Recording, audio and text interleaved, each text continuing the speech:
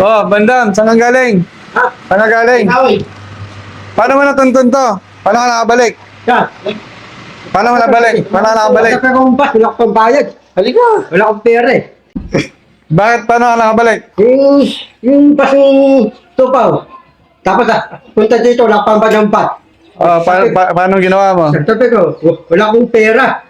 Pambayad ng bus. Maawa yung pindokton. Inatin nila ako. Oh. Nasid ka nila? Oo. Bait naman ng konduktor. Oo. Tatay, sabi yung driver ng bus eh. Pupusuran nila ako, tapos babayaran ko yung driver ng bus eh. Oo. Ah. Yung bus yung tubaw. Nga pala, ba't ka lumayas? Hindi ko pa alam eh. Sorry ako eh. Biglang eh. Oh, ba't ka, Sorry na. Ito ko ulitin. Ito ko. ba't ka nagpabarangay? Hindi ako eh. Sinungaling ka, nagpabarangay ka eh. Bigay. Ba't dahil doon sa alkansya mo? Oo. Ipunin natin yan, pambili ng cellphone mo sa December eh. Ito yung bilyan. Marami Oo. na. Yung pati yung bahay ko eh. Nuupahan ko eh. Bumalik ka doon. Oo. Buti tinanggap ka. Hinanda pa ako. Wala akong pambayad. Anong gagawin namin sa'yo? Hihingi ako sorry para mabalik ako. Tika lang, tatawagin namin si Daddy Frankie. Diyan ka lang ha.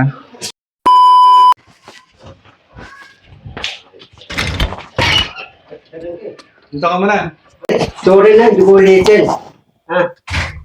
Sabi ni Kylie kay Entin eh. Sorry ako eh. Darangke. Buksan nga ilang. Darangke. Sorry na, hindi ko ulitin darangke. Tatay, hindi ako paalam sa'yo eh. Kutunod. Papaalam ako sa'yo. Hindi ko ulitin eh.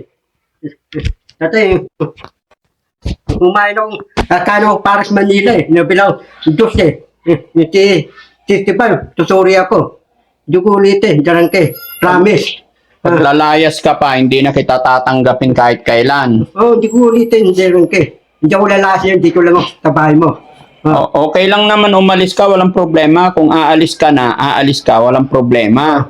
Tatay, wala akong, tatay, yung nabalik akong bahay ko elemento eh. Hinanda pang umayari ng bahay. Wala ka pang bayad eh. Ngayon, makinig ka. Oh. Walang problema. Kung gusto mo nang umalis sa akin, okay lang. Aalis ka, walang problema. Ang hindi maganda na ginagawa mo, umalis ka, ikaw lumayas mag-isa, di ba? Oh. Hindi ka nagpaalam, di ba? Oh. O, bakit sinasabi mo sa mga tao na pinalayas kita? Hindi, tatay, yung mga tao eh, hinabi ko eh. Kaya nga, bakit mo sinasabing pinalayas kita? Eh, hindi naman kita pinalayas. Ikaw umalis, hindi ka Mali nagpaalam. ako. Mali. Ha? Mali ako. Ayoko na sinungaling, ha? Opo, darangke. Hindi ko ulitin, promise. Tatay, wala akong pupuntahan eh. Darangke. Tapos tumawag ka pa ng barangay. Sinasabi mo, pinalayas kita. Kung ano-ano pinagsasabi mo. Bakit nagtawag ka ng barangay? Akala mo maniniwala sa'yo ang barangay. Mga barangay Makati. Oh, akala mo hindi ko alam, ha? Tatay, mga barangay Makati, tutulungan eh. Ano ba itutulong nila sa'yo? Itinutulungan na nga kita. Ano bang gusto mong tulong? Eh dito sa bahay, kain tulog ka na nga lang. Tabay, hindi ko ulitin, darangke. Promise. Di ba, ang laki-laki na ng tiyan mo? Malaking tiyang ko eh. Di ba, wala ka na nga ginagawa, hindi ka na marunong magtrabaho. Hindi na ako marunong trabaho. Tapos sisiraan mo pa kami. Hindi. Sasabihin mo pinalayas. Darangke, hindi kita titirahan. Sinungaling ka. Anong hindi sinisiraan? Ay, nag-message sa akin yung mga tao. Mga tao. Hindi, nandun ako Manila eh. Minimos ako eh. Mga lahat ng tao, nila bigan eh. Kaya ka hindi binibigyan kasi sinungaling ka. Ayoko na sinungaling. Ganun yun. Tapos, Paano pagpalayasin na kita ng tuluyan? sorry ako, hindi ko ulitin. Sigurado ka, hindi mo ulitin, ha? Hinuli ko, papalayasin mo sa bahay. Pag lumayas ka pa na hindi nagpaalam, Papalayasin mo mo sa Japan. hindi na kita tatanggapin talaga. Wala Papalayasin na. mo sa Tagan. Papalayasin ako Manila. Okay lang, susuri na ako. Hindi ko ulitin. Promise lang. Dalaran kayo. Bad ka. Ayoko ng sinungaling, ayoko ng bad na tao, ha? Opo, dalaran kayo. Di ba? Ikaw na nga lumayas mag-isa, tapos kung sino-sino pang taong pinupuntahan mo. Sasabihin mo, pinapalayas kita. Dito, natulungan ako. Driver na chicken eh. Nabigyan ako pagkain eh. Ay, natulungan ka pala doon eh. E di dapat doon ka na lang sa kanya.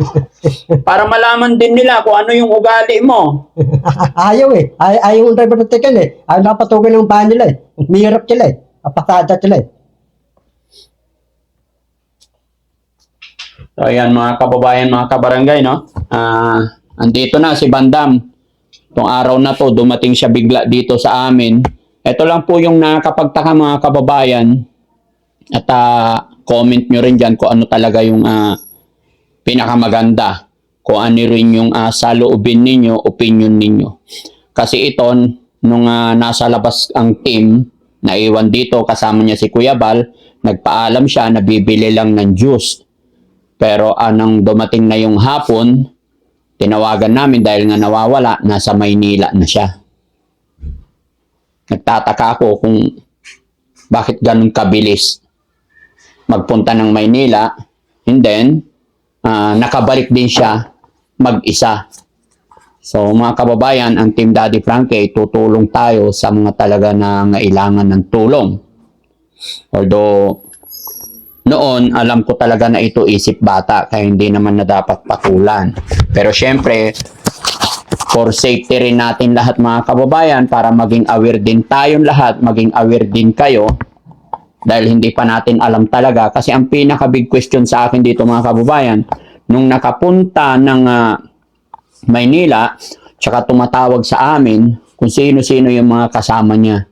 May mga nagtuturo sa kanya, so hindi natin alam. No?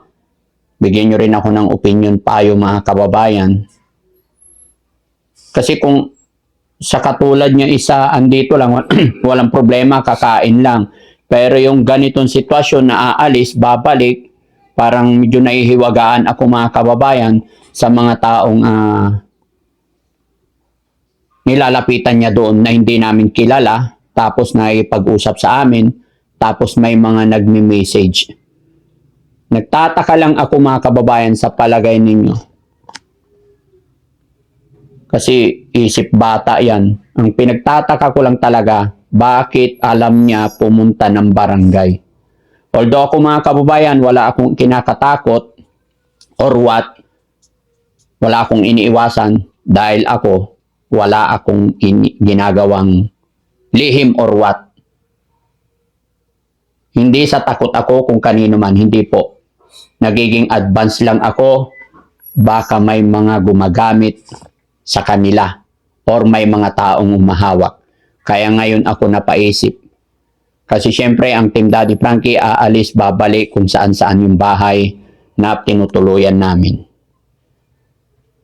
Pero sana hindi na maulit. Yun lang ang naging question sa akin mga kababayan, kasi hindi marunong magbasa, hindi marunong magsulat, pero alam niya.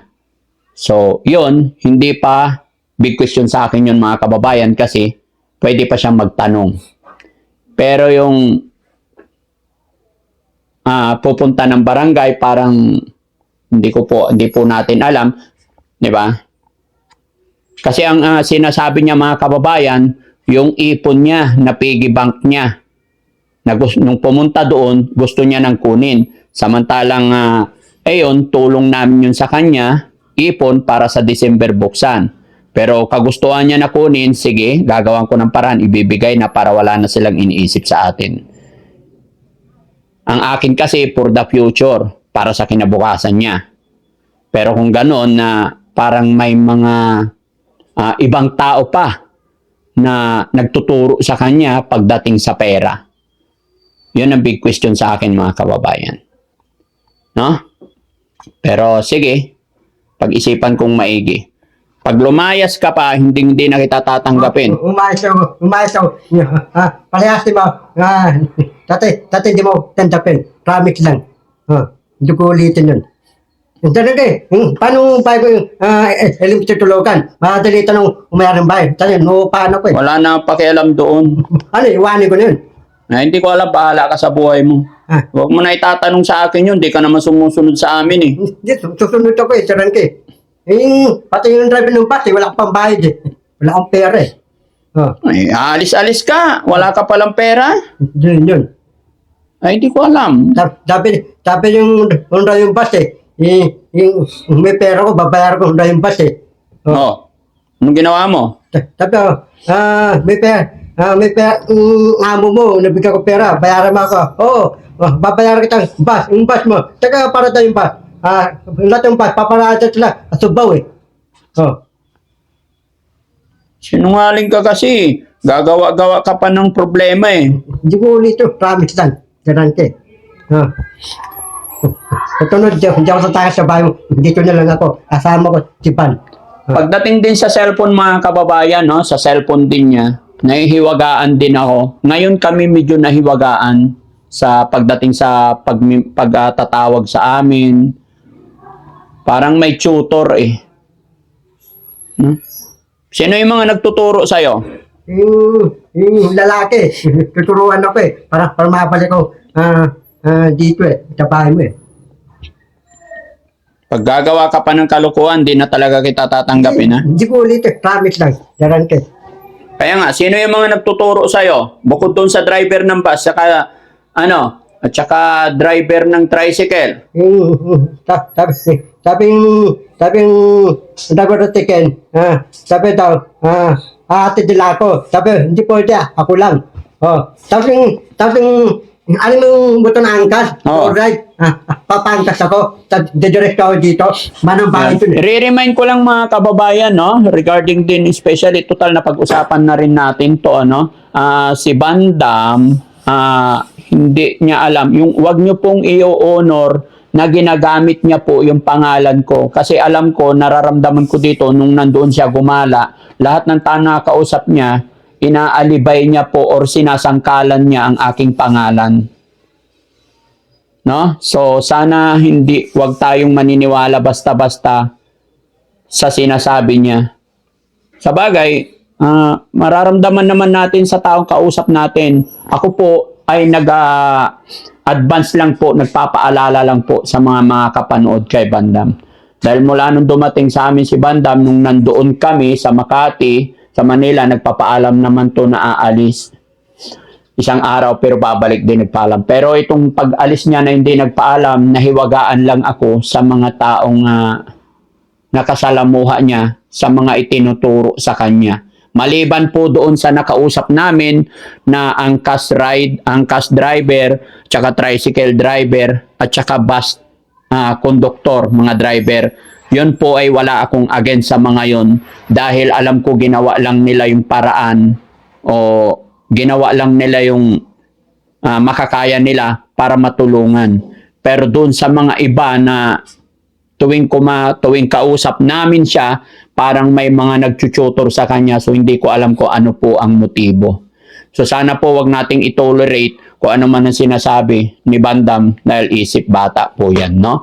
As long as nandito siya sa amin, aalagaan namin siya, pakakainin. Pero pag wala na siya or kung saan man siya nagpunta tapos may mga hihingi ng padala-padala or pamasahe, hindi po namin i-honor yan mga kababayan, no? Ang laking problema ang ginagawa mo, Bandam. Tutusuri ako dyan lang eh. Sana, sigurado yan suri mo, ha? Kasi pag umalis ka pa talaga, hindi ka natatanggapin ng team. Umalis tayo, hindi ako tanggapin. Oo, malakas ka naman eh, oh. May kamay, may paa. Marunong ka nang bumiyahe. So, ibig sabihin, kaya mo nang mabuhay, kaya mo nang magtrabaho. Dapat magtrabaho ka na. Para mabuhay ka. Paano ako tatrabaho? Wala akong mapili, hindi ako tanggapin. Kahit wala kang papilis, magkargador ka. Basoya? Hindi ako tanggapin eh. Yung gulay ng basoya eh. Maraming tinatanggap doon kung masipag ka. Puro ka hindi tatanggapin eh. Winawaisan mo lang yata kami. Hindi ako tanggapin eh. Doon ka kay Kuya Fred, magbuhat ka ng palay para may sweldo ka. Tanggap ka kay Kuya Fred. Dito lang wawalis ka loob. Hindi, walang sweldo dito. Okay lang, kaya na lang, walang tawad. Tanggapin ko. Okay lang, tatangke. Tanay ako eh. Kaya nila mo, pero wala tawad. Hindi nga, ang sinasabi ko kasi, kumpleto ka naman ng katawan. Marunong ka na maglakad. Niluluko mo lang yata. Winawaisan mo lang kami. Ganun yun. Ito yung pa ko. Ito yung tabay ko. Kailangan magtrabaho ka na para may sweldo ka. Mabuhay mo yung sarili mo. Tatabaho ti Freddy. Ito ang mais. Trabaho ka sa bukid. Ito na sabi ko, si Tong. Oo. Tapos yung gabi na, uwi ako dito. Oo. Ah, Bahala ka na sa pagkain mo para malaman mo kung gaano kahirap ang buhay. Kasi ginagawa mo kaming niloloko mo kami. Talaga, hindi kita luloko. Anong hindi niloloko eh? Yung sinabihan mo nga yung mga tao na pinalayas kita.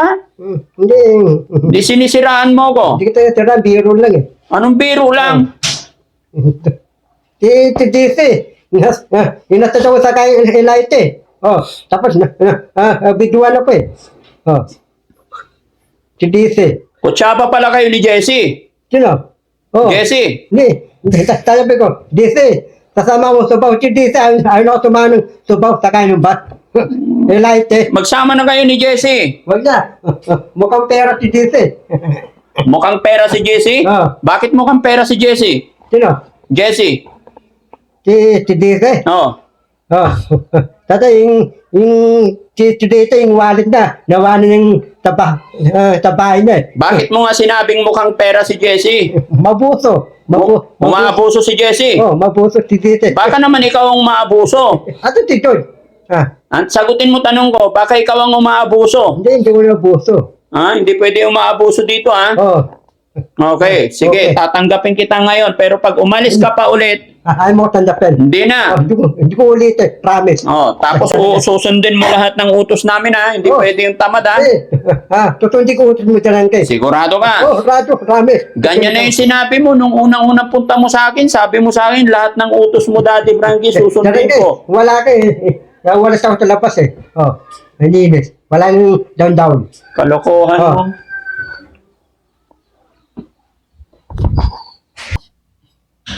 Okay, so yon mga kababayan, mga kabarangay, no? Gaya ng aking sinabi, kaya ako po ito binidyo at in-upload para mapanood ninyo para maging aware kayong lahat. Unang-una, si Bandam nga po ay isip bata. Kaya lang, syempre, hindi porkit isip bata ay sang-ayunan na lang natin ang mga bagay-bagay, lalo na kung mali. So, hindi pwede yon. At nagiging advanced din ako dahil sasabihin ko po sa inyo na si Bandam, pagkausap mo yan, on time na kaharap mo, ikaw ang kakampi niya. Yun ang attitude niya. Pero once na napunta ito sa kabilang barangay at may ibang tao ng kausap, yun na yun ang kakampi niya ulit. So kaya ko to ginawa para maging aware sa lahat at para maging babala dahil hindi ko talaga alam kung sino yung mga ibang nakakausap niya. Pero sa ngayon mga kababayan, bigyan natin siya ng another chance, second chance. So sa Makatwid mga kababayan, syempre nakakahawa din na sabi niya wala na siyang pupuntahan dahil nag-try siya pumunta kung saan-saan. Wala daw nagpapakain sa kanya, nagutuman. So hindi pwedeng hindi natin tanggapin. Bibigyan natin ng chance mga kababayan, no? So muli ay siya ay makasama sa ating team. So mga kababayan, maraming salamat po and God bless po. Pasensya na po kayo mga kababayan kung may pagkakamali ako o kung may pagkukulang ako. Message nyo lang dyan ang inyong mga opinion o kung ano ang aking gagawin para mas makakatulong pa tayo at para mas makabuluhan pa ang ating mga gagawin. Maraming salamat. Magandang araw. God bless po sa atin lahat. Thank you po.